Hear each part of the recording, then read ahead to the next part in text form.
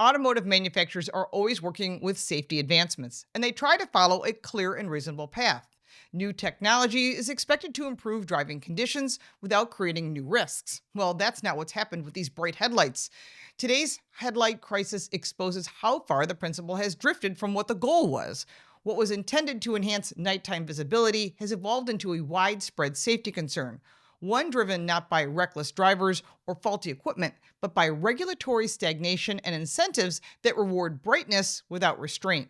And this is the problem. These modern LED headlights are now dramatically brighter than anything federal regulators anticipated when the lighting standards were written a decade or more ago.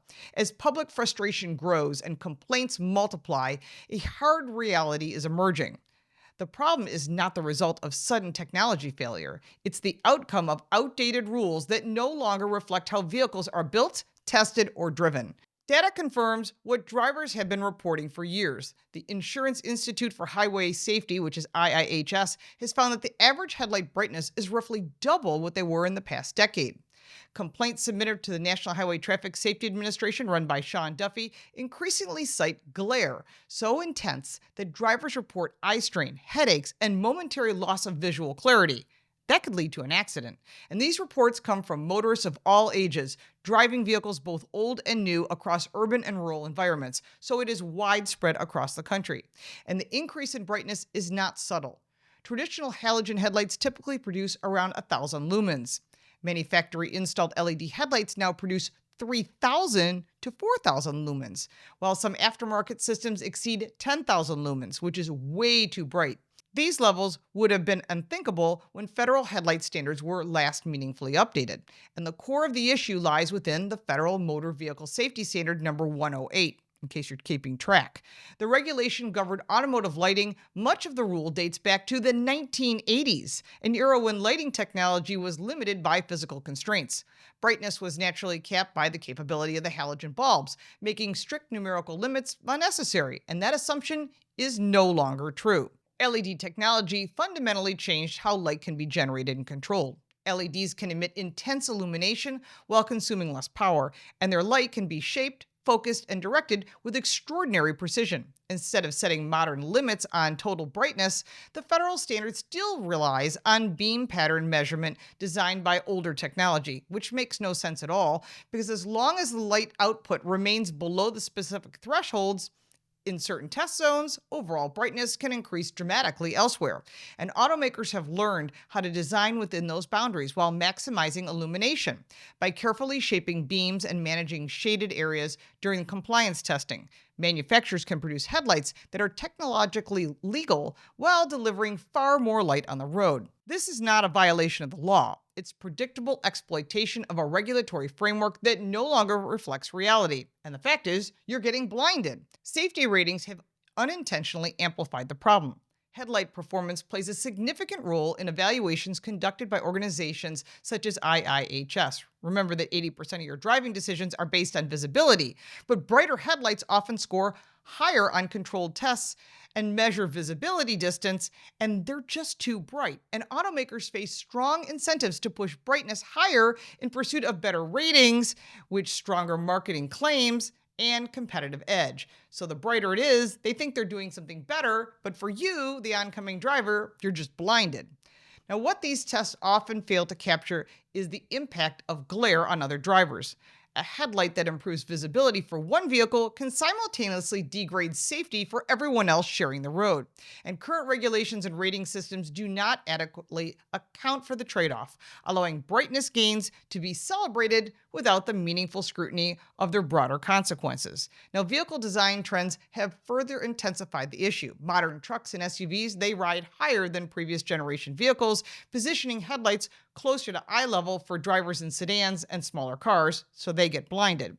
Even properly aimed headlights can become overwhelming when mounted higher off the ground, especially on uneven pavement or during braking or acceleration.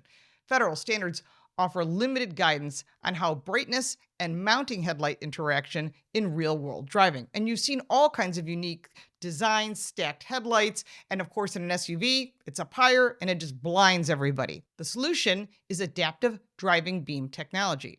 It's often cited as a good solution and does hold promise. These systems are designed to adjust light patterns dynamically, reducing glare for oncoming traffic while maintaining maximum illumination elsewhere.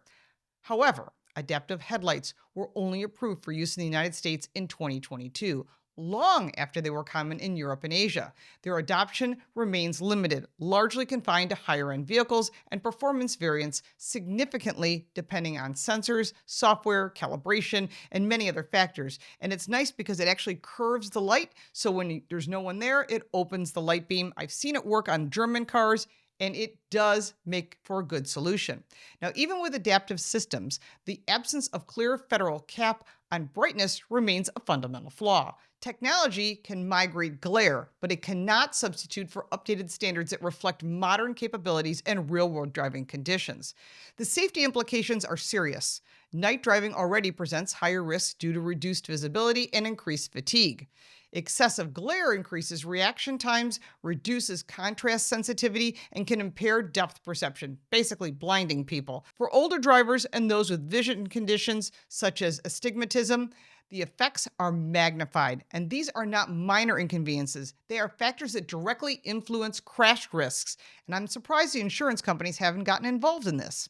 Now, despite mounting evidence and widespread public concern, regulatory response has been limited. The last major federal investigation into headlamp glare occurred in 2003, before LEDs became the dominant technology. And since then, vehicle lighting has transformed, yet the regulatory framework remains largely unchanged. This is not a debate about resisting innovation. LEDs offer genuine benefits, including efficiency, durability, and the potential for smarter lighting systems. The issue is not the brightness itself, but the lack of modern oversight to ensure that the brightness improves safely without creating new hazards. Effective regulation would not require rolling back technology or restricting consumer choice. It would require updating standards to include meaningful brightness limits, accounting for vehicle height and beam placement, and ensuring that adaptive systems meet consistent performance benchmarks.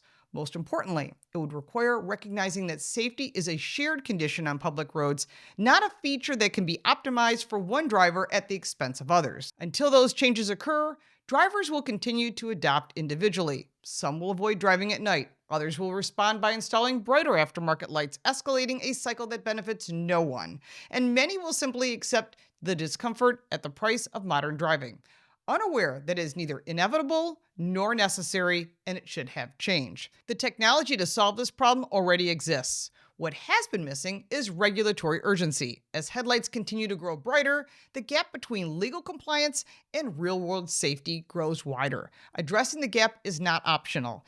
It's essential to restoring the balance between innovation and accountability that true safety demands. It's time for NHTSA to change the regulations so that you can be safer on the road. Don't hesitate to email Sean Duffy at the Department of Transportation and remind him, headlights are too bright. It's time for you to change the regulations so that we can all be safer on the road. If you like this video, give it a like and subscribe for more videos like this, and check out our car review channel, Car Smarts. You can support me by buying me a cup of coffee, and if you want even more content, check out the links in the description. I'm Lauren Fix. Thank you so much for watching.